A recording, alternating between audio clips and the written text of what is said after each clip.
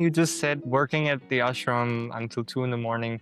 Now, some people hearing this will feel like, I knew they are going to take advantage of you. The ashram is going to make you work overtime all the time like a human resource. There's also that kind of a fear that if I go to ashram, will I have any time for myself? Will I have any time to rest? And I can say for my office time, it was completely relaxed. Like, I never felt pushed to do something that I was not comfortable with. I never had to work overtime. I even had like the freedom to say, hey, today, can I go 1 hour earlier? And or tomorrow morning, I would like to come half an hour later. Is it fine? Like, it was completely flexible, and nobody was there kind of standing there waiting. Is he going to come on time? Like, there was no such pressure, and no like clocking in at the workplace, and then everybody looking at you, what you're doing, how are you working, are you getting things done. Obviously, if you don't do anything, obviously someone will come and they will ask what's happening, but they will try to understand your situation, like, why are you doing things the way that you are doing, and they will communicate it to you. They will not make you feel unworthy. They will not make you feel you're in the wrong place. They will not make you feel that you don't fit in. Like, a lot of these things which do happen in like the corporate kind of environment, where it gets very competitive, where people are kind of trying to fool each other, trying to scam each other, trying to overrun each other.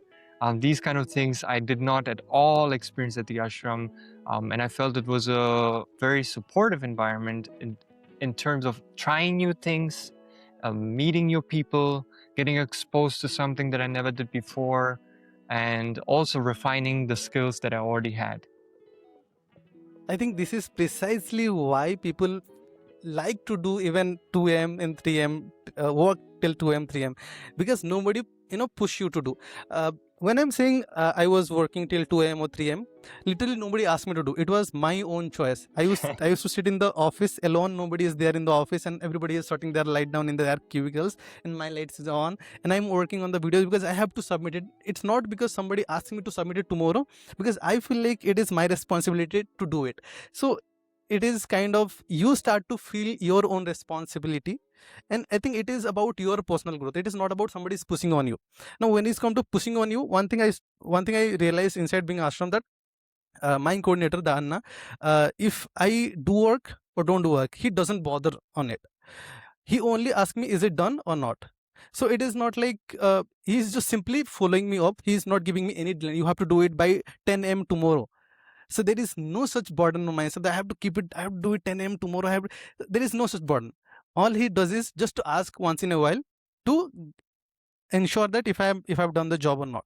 So if at the middle of the work, if I feel like going for a coffee, then I can simply walk out and simply go for out. Or if I in the evening I feel like going for playing frisbee or something, I can simply go and play the frisbee, even if the job is not done yet. His job is only to go on following up, not to place a deadline upon you, because deadlines always acts like a short sword on your head, and you have to do it on time, on time, on time. This gives enormous amount of pressure on yourself. And I think this is one aspect that I liked about the ashram, that they never give you the deadlines, but they always ask you whether you have done or not. Because as you mentioned, when they ask you, you have done or not, that conversation opens up different possibilities.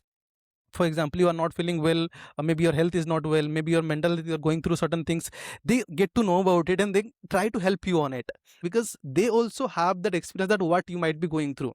And since they are out there helping you as well, so somewhere it helps you to recognize about your own feelings, your own experience, and it helps you overall to grow, mentally become strong, and physically become stable as well. So I think this aspect of life helps you more become stronger and balanced in life.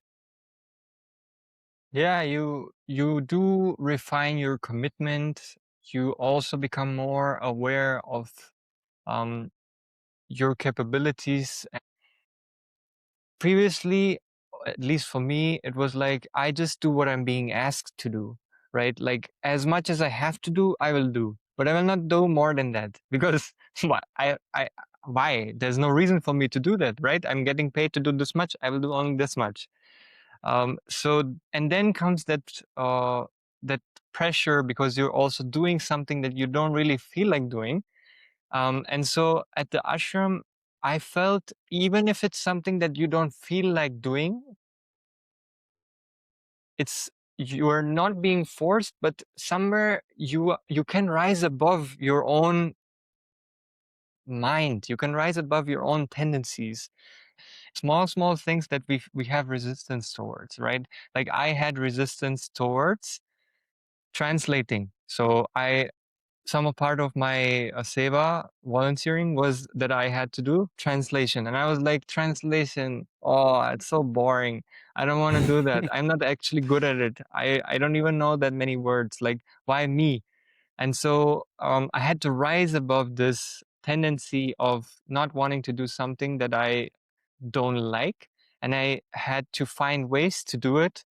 And maybe that is like teamwork, working with someone together and finding joy in that working together. Or it could be finding things within the translation that are interesting to me. So I was like, okay, let me see what are the different parts of translation. Maybe I don't have to do the manual translation. Maybe I can do proofreading. Maybe I can do the like putting the captions on the videos. Maybe I can do audio, make it like there are so many different assets within that whole basket of translation. Instead of just kind of being like, oh, I don't want to do any of that, I started to be more open to see, okay, maybe there is something there that I need to explore, that I want to explore, but something inside me is just don't want to do something, just give me something that I want. You Yeah. know, it reminds me of one incident that that happened to me. As you already mentioned, it's not has to be like a big thing, but in fact, I would say in my case, I get really excited. Once it happened that I went for Pradakshina in the morning. Pradakshina is also part of Sadhanapada, where you uh, like do a circle around the temples. So I did Pradakshina in the morning, and then as I was coming back, I saw a big line in front of the valuable counter because people has to collect their belongings and they have to go and have the lunch, brunch. So as I saw, I also had to run and get my brunch. But as I saw a huge line in front of the valuable counter, instead of starting to being in the line only, I went inside. Nobody asked me to do volunteer there.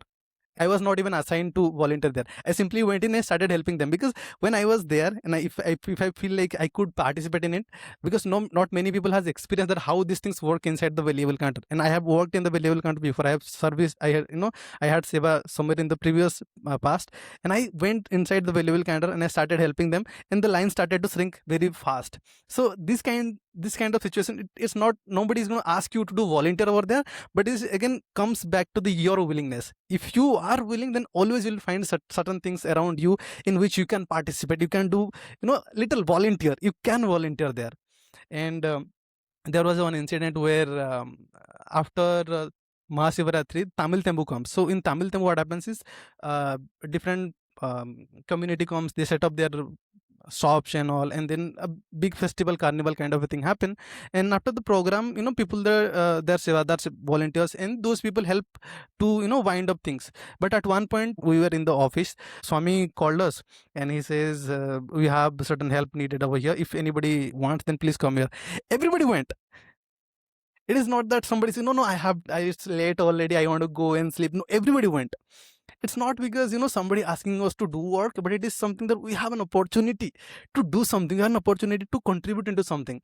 So this sense of feeling always, I think, help people to explore more about life. Instead of resisting into more, explore more. And the more you explore, the more you participate, the more free you feel in the life. Yeah, I experienced that same, and it's rare to find such a opportunity in life. I think that's one of the things when you go to the ashram, you do get to explore not just your internal space through the sadhana, but you also get to explore life. You also get to explore culture. You also get to explore having conversations that otherwise you might not have had, because now you're meeting people who are also thinking differently, having different perspectives. So you're being exposed to so many new things, and it really opens up your potential. You can finally start to explore yourself in activity in a way which is like you were as a child. When you were a child, you pick up something and you play with it, and you just drop it and you go to the next thing, and then you go to the next thing, to the next thing. But when we grow up, we pick up something and we think, this is what I have to do for the rest of my life, right? Like we get so boxed. And this is one thing which I also really like at the ashram, is even if you want to change your volunteering, you can always go and say, I want to try something else. I want to try something new. And um, there is no such thing as like a judgment that they will say, oh, why? Or like, are you lazy? Or like you don't want to push beyond your um, limitations.